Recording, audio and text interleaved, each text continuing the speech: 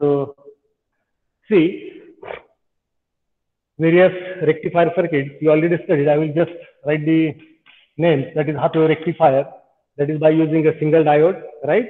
Then second one you studied, that is full wave rectifier, and third was bridge rectifier. So bridge rectifier and full wave rectifier one and the same. That means their output is same, but only there is a difference in that PIV rating requirement of diode. In case of bridge rectifier, the total diode requirement is 4, while in case of full wave rectifier, we can design and develop that full wave rectifier by using 2 diodes. But the basic difference between that full wave rectifier using 2 diode and bridge rectifier is that in case of bridge rectifier, we can use this simple transformer, right now. Simple transformer means in case of full wave rectifier using 2 diode, we require center tap transformer. At this stage, you have to remember this point, or we can say 3-terminal AC source. That center tap transformer is also known as a 3-terminal AC source is required in case of full wave rectifier using 2 diodes. Is it okay? So I will prefer here bridge rectifier as shown. We'll see it's working. First of all, I will show here the signal waveform across secondary of that transformer. It is known as a step-down transformer. It is mandatory in case of our linear regulator power supply, and why, that also I will go on to explain in detail whenever the last part of this topic, that is nothing but SMPS, we will go on to compare with the regulated power supply. Okay. So see, this is nothing but the shown waveform. This is nothing but the waveform across terminal A and B of that transformer. That is the secondary signal waveform, right? It is somewhat step down from the 230 volt RMS. It will be, for example, like we can say, okay, here we will mention it. Suppose that transformer is of 12 volt RMS transformer.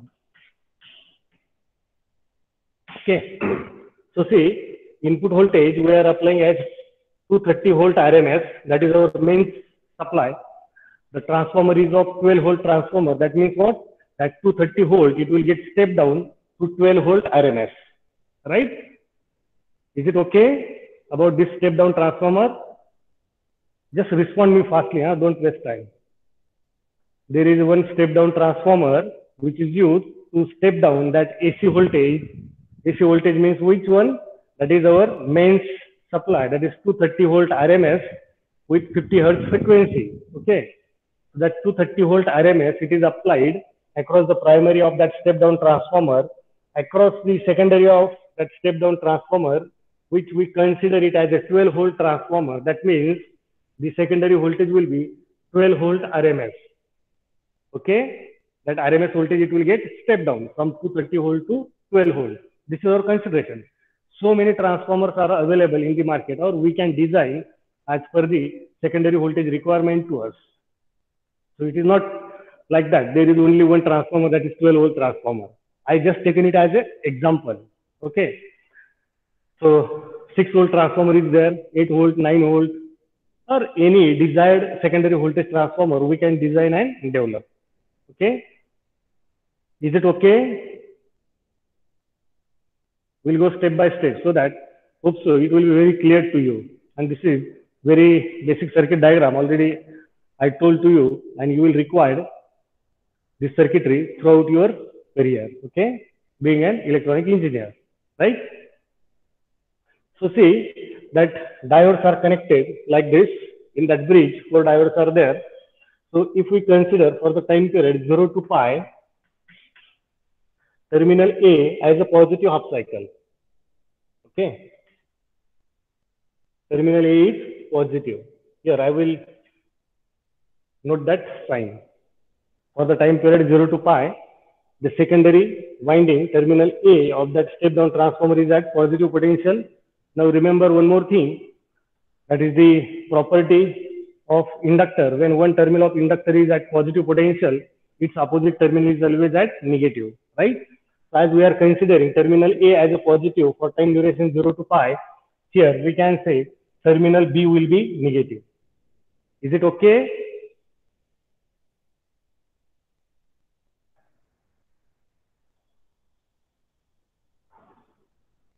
Yes, sir. Okay. So see that secondary of that transformer is connected like this. One terminal is connected to the anode of D1 and cathode of D4. See, now you might be familiar with the anode and cathode terminal. This terminal of diode, it is anode terminal. During our prerequisite, already I explained it. This one is the cathode and this one is the anode. Okay. So the anode of D1 and cathode of D4 are connected with each other, and terminal A, it is connected commonly to it. Okay. While terminal B of that transformer, step down transformer, it is connected to the anode of D3 and cathode of D2. Okay, that's why I highlighted it over here by the node, right? Here I shown this line somewhat like this curve. It indicates what? There is a jump. There is no connection. Remember this one. It indicates what? There is a jump. Means this terminal B, it will not going on to connect over here. Where it will connect, it will jump from that line and will going on to connect at this node, which is formed by anode of D3 and cathode of D2, right? So see, for time period 0 to pi, as we are considering terminal A as positive, that means positive voltage, it is applied to the anode of D1 as well as cathode of D4, right? Now you already studied about the forward and reverse biasing of diode. When anode of diode is connected to the positive potential with respect to cathode, then it is known as forward biasing. And if the negative of DC power supply is connected to the anode of diode, then it is known as reverse bias. Right now, all these things you already studied it. As well as during our prerequisite, already I conducted it, right? So see, for time period 0 to pi, out of these two diodes, that is D1 and D4, just let me know which diode will be forward bias, which one will be reverse bias, or both will be forward, or both will be reverse. What do you think? For time period 0 to pi, we are considering terminal A as a positive, okay, which is connected to the node which is formed by anode of D1 and cathode of D4, right? So my question is, for the same time duration, that is 0 to pi, which diode will be forward, which one will be reverse, or both will be forward, or both will be reverse, or any else? What do you think?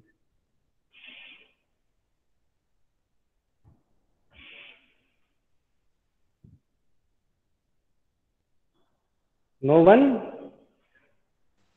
D1 is forward and D4 is reverse. Yes, D1 will be forward bias and D4 will be reverse, because that positive signal, it is applied to the cathode of D4. And when cathode is powered by positive, then it is known as a reverse bias, right?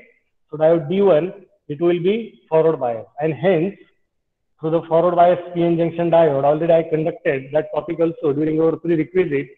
When diode is in forward bias condition, how it behaves, that means the forward transfer characteristic of that diode, and when it is in reverse bias, how it behaves, right? So as diode D1 is in forward bias, we can say it will start to conduct. That means current will going on to flow through it. That current will reach to the next node, which is formed by cathode of D3 and cathode of D1, right? That current will go on to flow as shown over here, will reach to this node. Now the question is, that current will go on to flow through RL, or it will go on to flow through D3. There are two options, but one option is closed to that current. That another option, one option, it will not going on to allow the flow of current through it. Which one is that? Either through D3 or RL. What will be the direction of flow of current? RL. RL. D3 will not going on to conduct, because see that positive potential as terminal A we are considering as a positive, the same we are applying through diode D1 as it is acting as a closed path, because it is in forward bias condition. That positive potential will appear at this node. That means that positive potential will appear to the cathode of D3, and that's why diode D3, it will act as an open switch, or it will act as a reverse bias, and that's why it will act as a open switch. and hence that current will go on to divert through RL only, and that is nothing but we will call it as IL, right? Okay, now when IL will go on to flow through this RL, across this RL there will be a voltage drop like this, positive potential towards the terminal where that current enters, and negative towards the outside, right? Or outgoing terminal of that current. Okay, and that's why there will be a voltage drop across this RL with this shown polarity. That means positive over here and negative to the opposite terminal, right? Now my first question is, what will be the nature of this IL? Nature of IL means what? Either that IL will be a constant IL, that means continuous IL, or second one is that IL will be time varying IL, like this.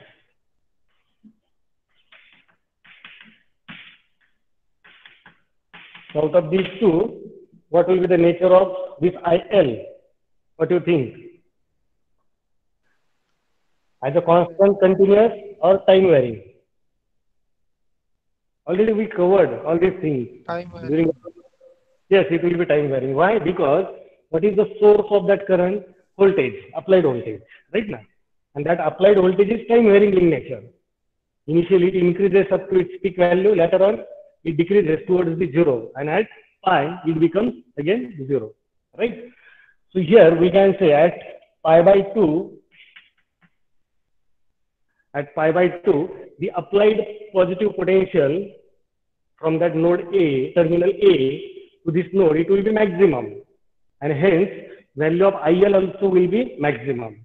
As V equals to IR, if R is constant, then what we can say? That I is directly proportional to applied V. And as applied V is time varying, that I also will be time varying, right? Now, the another question. Already I told there will be a voltage drop across RL with the polarity like this, right? Now, what will be the nature of voltage drop across RL? Will it be time varying or will it be again constant drop? Drop across RL, that is nothing but we can say VRL equals to what? IL into RL, right now. So see, already you told this IL is time varying in nature, or RL is fixed, constant. So here we can see it will be time varying. VRL, it will be time varying. That means the potential drop with the polarity as shown over here, right now, it will be time varying in nature, right? So when that input will be at t equals to 0, how much will be the voltage drop across RL? It will be 0 because applied voltage is 0. No IL will go on to flow, right now. And again at pi, as that input again goes to 0, that means we can say the voltage drop across that RL, it will be again become 0. And at pi by 2, as input voltage goes to its peak value, IL will be maximum and hence voltage drop will be maximum. Is it? So the same waveform, that is for VRL, which we will go on to call it as a VO, that is nothing but output voltage, right now. This is nothing but our VO, that is nothing but drop across that RL, right? So the nature of that VO, it will be somewhat like this, correct? Now see, at pi, that input will goes to 0 and after pi, negative half cycle starts. So pi to 2 pi, there is negative half. That means terminal A will be negative and hence its opposite terminal, that is B, it will be positive. Is it okay? Okay, before going to that, see that IL will go on to flow through that RL and that current path, it should get complete to the source. So that IL will flow like this, again will reach at this node. Consider the first part, 0 to pi. That IL is flowing as shown, that means from terminal A as it was positive through diode D1 through RL like this, will reach to this node. Now you will observe at this node, the anode of both diodes are connected. right now. That is diode D4 and its anode, diode D2 and its anode are connected to the same node. So the question is, which diode will conduct out of these two, D2 or D4? Think on it.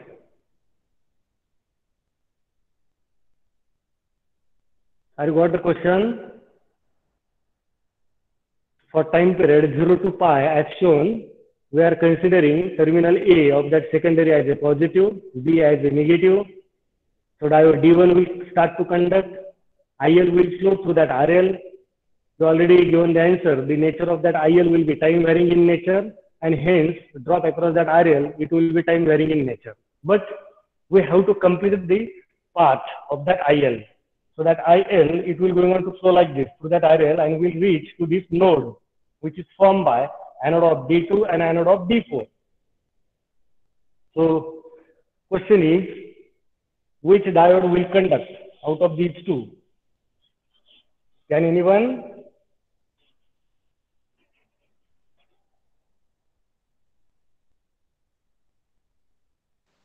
D2. D2. What is the reason?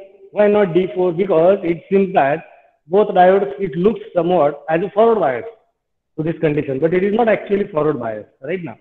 So see, I will consider at pi by 2, that input signal it will reach to its peak value, right? That means the secondary voltage, terminal A, it will be maximum positive. That means over here, right?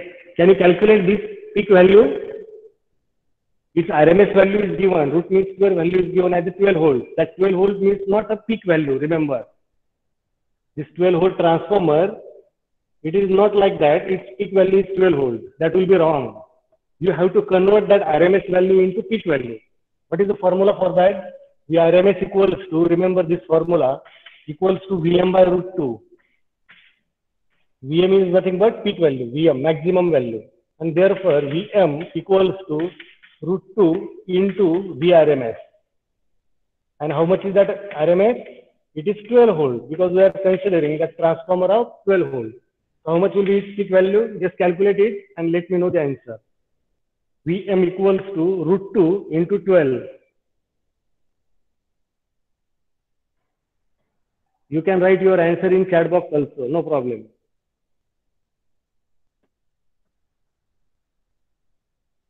Fast, do it fastly.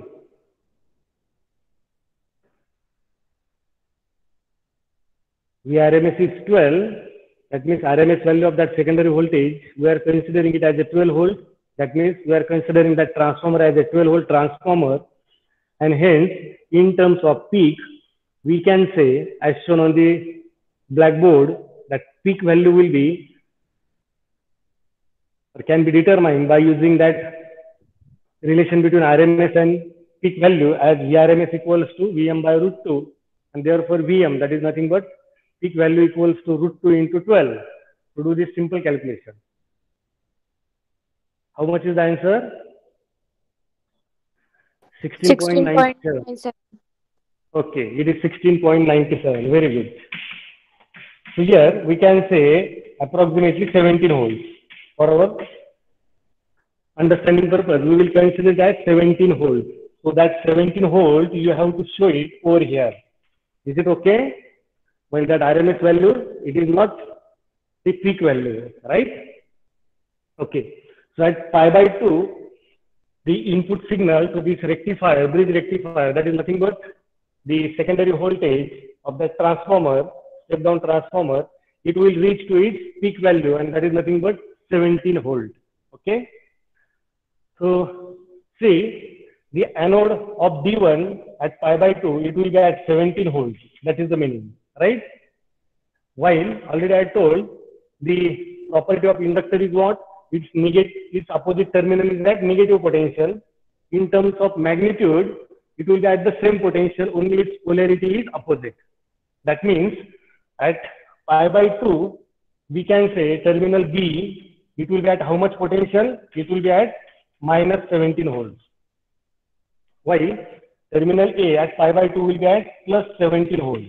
At pi by 2, I'm saying particularly at that time period, that is pi by 2. Okay. Now, see that terminal B, where it is connected to this node, which is formed by anode of D3 and cathode of D2. That means its cathode terminal is at minus 17 volts. Agree? Yes or no? While the cathode of D4, it is at plus 17 volts. Right now. So just check it now. As already we discussed, for that positive half cycle and at pi by 2, the current will go on to flow from terminal A through diode D1 through RL like this and will reach at this node. Now I ask about what will be the direction of flow of current either through D2 or D4.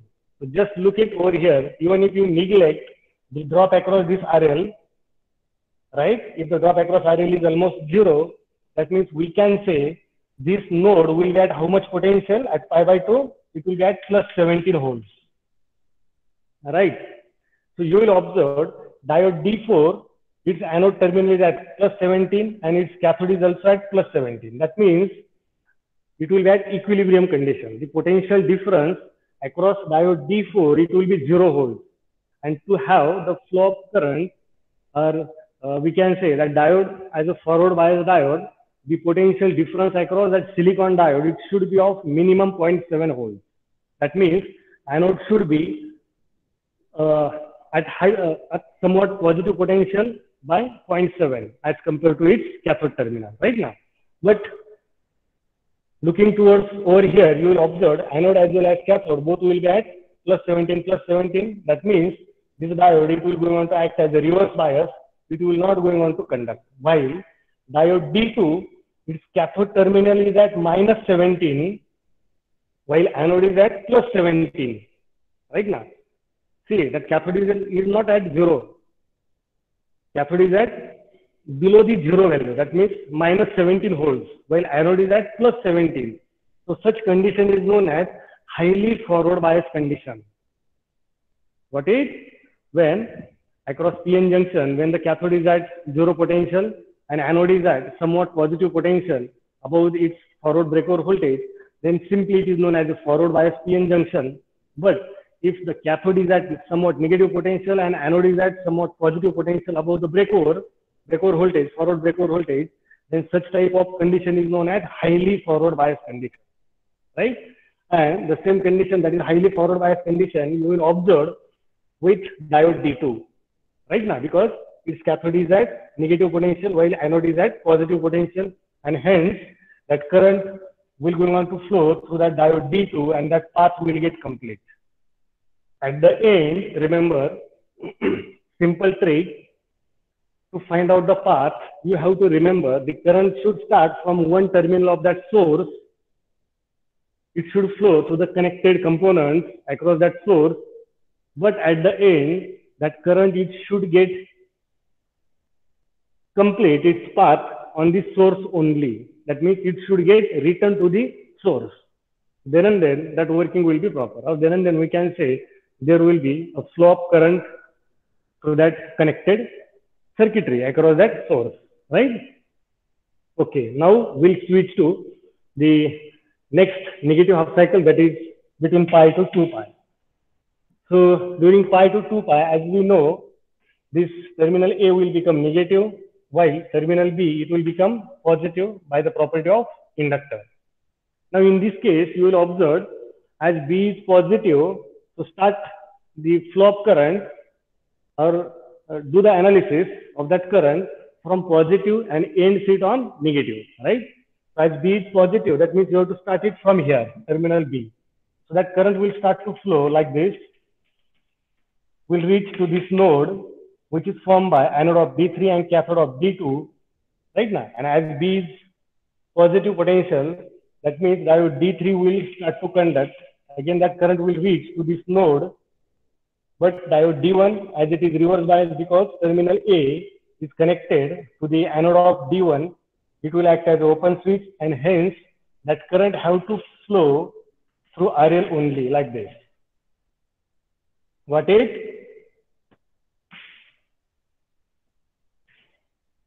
And again we'll reach to the same node as that of previous case. Okay. Is it okay? Is it visible, that dotted line for the second current path?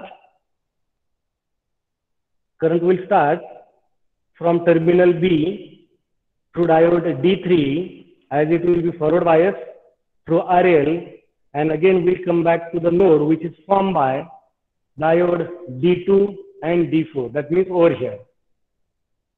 Now the question is, which diode will conduct? Either D2 or D4. Just look it over here and complete the path. Somebody is trying, but I am not getting the voice properly. So see, in this case, diode D4 will conduct, and that current path will get completed over the terminal A as shown, right? Now you will observe in both cases, that means whenever that input was 0 to pi or between pi to 2 pi, that means either positive half cycle or negative half cycle, this one, right? The direction of flow of IL, through this RL, it is same. That is from its upper terminal to lower terminal, direction of flow of current. In both cases means what? Whenever that input was either positive half cycle or negative half cycle, but the direction of flow of current is same. Are you agree with this? That is from its upper terminal towards the lower. Are you agree? Yes, sir. Okay. So during negative half, as current again will go on to flow from the upper terminal of that RL towards the lower one, there will be again voltage drop same as that of previous case. See, previously that voltage drop was same, that is positive towards the upper and negative towards the lower side. During negative half, again the direction of flow of current is same, and that's why drop is also with the same polarity. And hence that drop we have to show it in the same direction as that of previous case. That means during the positive half cycle. Is it okay? Later on, again positive half cycle will arrive. This polarity it will get reversed, and again the same pair of diodes will go on to handle that respective current, right? And we will go on to obtain much more pulses, DC pulses like this. So this much is sufficient according to me, right? Now, see, suppose across this RL during the working, if I connected DMM, that is voltmeter, across this terminal, right? So first of all, just let me know, as there are two types of voltage measurements, that is nothing but AC voltage measurement and DC voltage measurement. Accordingly, you have to put that rotary knob of our DMM either on AC or DC respectively. So in this case, where you will adjust that rotary knob of that DMM, that means you will go on to measure the AC voltage or DC voltage, looking towards that analyzed output signal waveform. DC. Yes, DC, because it is in the one direction only, that is above the x-axis. Whenever that signal contains positive values as well as somewhat negative values, then we can call it as a AC, alternating current. Alternating means what? Positive as well as negative, right? But here, looking towards the nature of output obtained and the working of this circuitry, we know that output is in one direction only, that is only above the x-axis, and that's why that measurement should be for DC, or we have to call this output voltage as a DC output voltage, right? So see, what is the input to this circuitry? It was AC signal, right now, and what is the output of this circuitry? It is DC. So to convert AC to DC is known as rectifier. Okay. Now consider the same thing, that is DMM is connected across such type of pulsating DC. This is known as a pulsating DC, right? So how it will go on to read the value of this pulsating DC? Will it go on to read at? That means for time period 0 to pi by 2, that digits will be increasing in nature. Later on pi by 2 to pi, it will be decreasing in nature, like this, or it will show the constant value. What do you think? See, I am asking about such type of pulsating DC we are getting, or we can say time varying DC. Right now, 0 to pi by 2, that DC is increasing in nature, and pi by 2 to pi, it is decreasing in nature towards again 0. Right? So my question is, if the DMM for DC voltage measurement is connected across this RL, what will be there on the display? Will it be variable digits like 0, 1, 2, 3, 4, 5 up to almost 17, not exactly 17, 17 minus voltage drop across the diodes. So we'll call it that diode as ideal diode. Don't worry. Here I will say if it is of 17 volts, if the considered diode are ideal diode. Ideal diode means there is no voltage drops. Then only, right? So see, between 0 to pi by 2, the digit on the display of the DMM will be like this: 0, 1, 2, 3, 4, 5 up to 17, and pi by 2 to pi again 17 to will going on to come back to 0 or any else, or it will be a constant. What do you think? Constant. Constant. Very nice. See, that display will not have that variable values. It will be going to show the constant value. Your answer is 100% correct. Now, if I ask how much constant value it will show us for the same condition, can anyone? 8.5. How much? 8.5. How you determine this value? 17 by 2. 17 by 2. Okay. No, it is not like that. See, during your first year course, you might have derived one equation, that is the average output of that rectifier, right now, and that you might have titled it as VLDC or VO average, etc. equals to, at the end you might have got that equation as twice Vm by pi, if you can recall. This is nothing but average value of that pulsating DC of full wave rectifier, either by using two diode or bridge. Are you derived it? Are you familiar with this equation? VLDC Yes, equals to twice Vm by pi, right now. So simply you have to calculate, if we consider that diodes are ideal diodes, that means while processing that AC input signal, that diode will not going on to drop any voltage. Then if I ask what value of that DMM will going on to measure, that DMM will measure it as a average value, V average, and that will be equals to twice Vm by pi. Here you can calculate 2 into Vm. Vm is nothing but peak voltage, that is 17 volts of this RMS, that is 12 volt RMS. So 2 into 17 divided by divided by pi. So just calculate it, 34 by pi. 10.8. It is 10.8 volts. Okay. So the same value your DMM will going on to show you. And the same thing you can implement by using our Proteus simulation software today only, and just check it.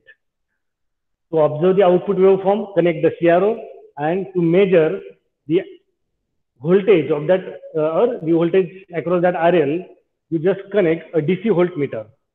Okay, DMM is not there, but DC voltmeter is available. So just connect the DC voltmeter. You will observe the DC voltmeter will go on to read that value as a 10.8, while on CRO you can measure the peak value as 17 volts, almost 17 volts, right now, because in our Proteus also there is no ideal diode. Diodes are practical again over there. So exactly you cannot find out it as a 17 volts. It will be somewhat 17 minus almost 0.7. That means 16.3 volt peak, right now.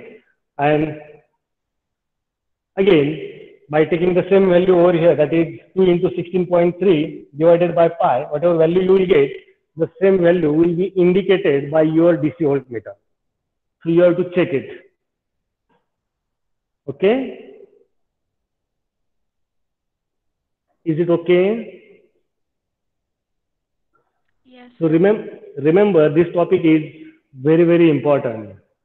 You will require it throughout your career being an engineer. So do it properly, work out it properly by using simulation software, just check the results and everything. Okay? As a hobby, we can say. Right? Now, this pulsating DC, it is somewhat harmful to the DC loads. Now about the load. Right? There are two types of loads, we can say, basically. That is either AC load or DC load. Again, in that AC load, there are subtypes like single phase AC load, three phase AC load, etc.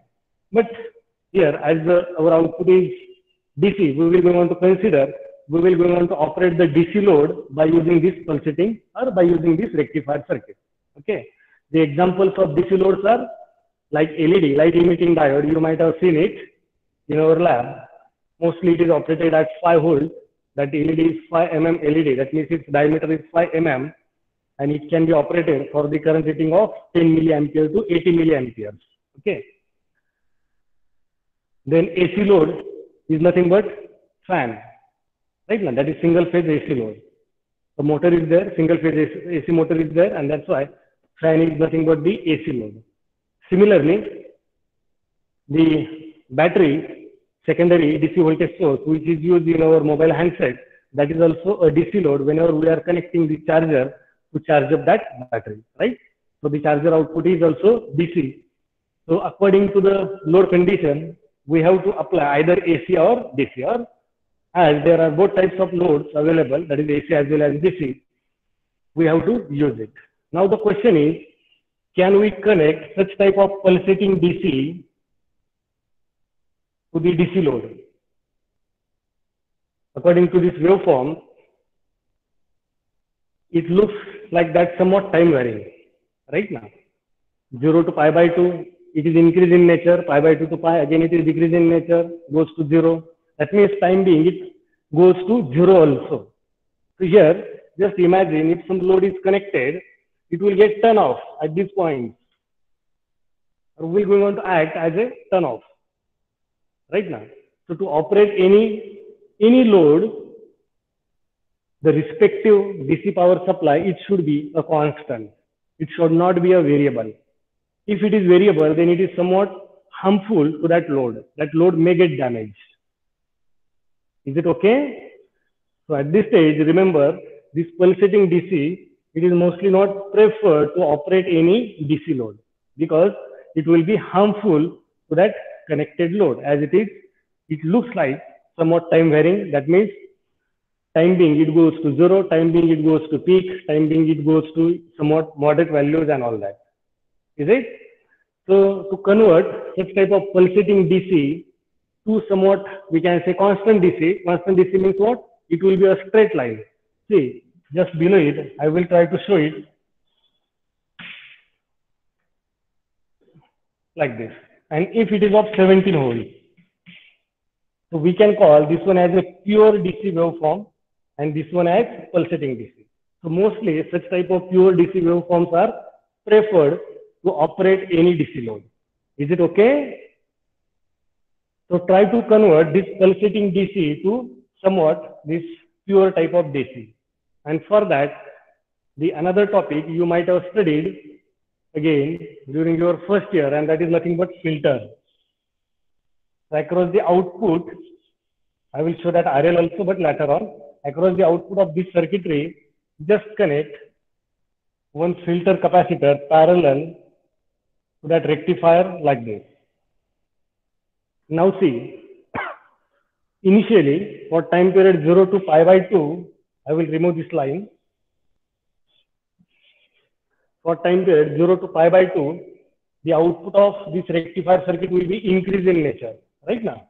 That means for this much time duration, it will be increased in nature, means this capacitor, it will go on to charge, as it is an electrolytic type capacitor, it will go on to charge from its minimum, that is 0 value, to its peak value like this. Right? Now see, the input to the capacitor, that is nothing but output of rectifier, it is decreasing nature for time period pi by 2 to pi. Right now? But as it is a electrolytic type capacitor and no load is connected across it, right? Across that capacitor, there is no discharge path. As load is not connected means what? There is no discharge path to the capacitor. So that capacitor will try to hold the initial applied maximum voltage to it. And how much it is? It is equals to Vm. So you will observe the capacitor waveform without any load condition, it will look like this. Correct? Because its input, even if it tries to decrease from its peak value to 0, but already for time period 0 to pi by 2, that capacitor was refilled from its 0 potential to, or it gets charged from its 0 potential to peak value, that is Vm. Is it clear? Is it okay? Yes, sir. Okay. So if load gets connected to this circuitry, I will show that load now to the output, that is nothing but RL, like this. There is RL. Initially, I will consider the value of that RL very large. Okay. For example, like 100K or 1 mega ohm, 10 kilo ohm, etc. Right now, value of RL very large means the amount of current flowing through it, that is IL, it will be very, very small. Right now, as RL will be large, current flowing through it will be very small. Okay. So see, here, if I connected now RL across that capacitor or across that rectifier circuit, again initially for the time period 0 to pi by 2, that rectifier circuit will go on to power, will go on to charge that capacitor like this, as well as it will go on to power the load also, that is RL. That is the output of rectifier for time duration 0 to pi by 2, as it is increasing nature. Okay. But after pi by 2 to pi, what happens? That capacitor gets charged to Vm, and primary source, that is nothing but output of rectifier, it is decreasing nature towards the 0. Right now. Now, it is the responsibility of capacitor to provide the charge to load. That means between time period pi by 2 to pi, as input to this capacitor and load, that is nothing but output of rectifier, decreases towards 0, but the power provided to the load resistance, that load resistor, that is RL, it will be done by this capacitor. Means capacitor will go on to provide the power to the load, because initially for time period 0 to pi by 2, it gets charged up, right now, from 0 to its peak value, that is Vm. After pi by 2 to pi, as input to this capacitor goes towards 0 at pi, but this load tries to consume the continuous power. So it will go on to discharge the capacitor, or we can say that capacitor will go on to deliver the power to that load resistor or to that load in general. Right now. Now see how much current that load will go on to consume from the capacitor. It will be dependent on value of the resistance of that load. Already I told, if it is very high value, then the current flowing through that high value resistor, it will be very, very small. Right now, small value of IL, that means the capacitor will go on to discharge somewhat low value, like this. So initially, for example, it gets charged up to 17 volts, right? For time period pi by 2 to pi, as already I told, the power will be delivered to the load by the capacitor. So that capacitor will go on to discharge. Suppose it gets discharged to 16 volts. Right. See, after pi, what happens? again the output of rectifier starts to increase from 0 to peak. Right now, again this much loss of that capacitor, that is from 17 to 16 volt, it gets discharged. Again it will get refilled to 17 volts. I will show it somewhat like this. Is it visible to all properly? So after pi, whenever that output of rectifier goes to peak, again that capacitor will get refilled to 17 volts, and same thing. Later on, again during this much time period, the output of rectifier starts to decrease towards 0. Again load will get powered by the capacitor. Means the obtained output waveform will look like this. So see, this is nothing but RL equals to infinite. That means IL equals to 0. This is nothing but RL finite but very high, and therefore IL equals to very, very small. And last condition I will take and will stop now. If the value of that RL is not very high, if it is small value load resistor, that means it will going on to consume more current, right? That means capacitor will going on to discharge somewhat more as compared to previous case. Initially like this, it will going on to discharge somewhat low value, suppose from 17 to, if it goes to, for example, just 5 volt, again from 5 volt it will try to get charged to 17, again from 17 to again 5, like this. So such type of that voltage waveform across that capacitor you will get when RL is small, that means IL will be high. Okay.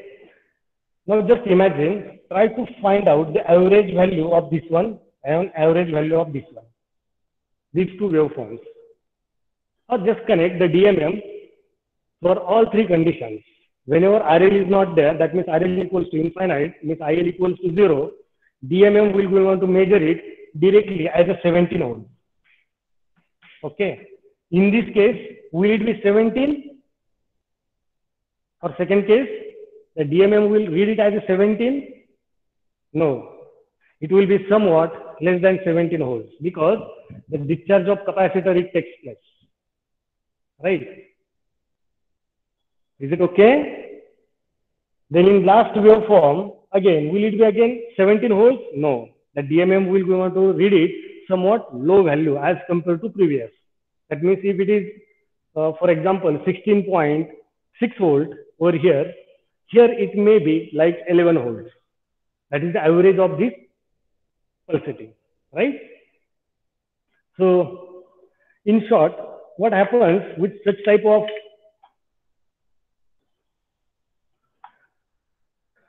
we can say DC power supply, if load is connected, the output voltage gets decreased. It do not remains constant, and hence it is known as a unregulated DC power supply. It cannot regulate the DC supply. That's why it is known as unregulated power supply, and hence to regulate it, we have to study the voltage regulators under this unit. Okay. So I think our time is over already. So we'll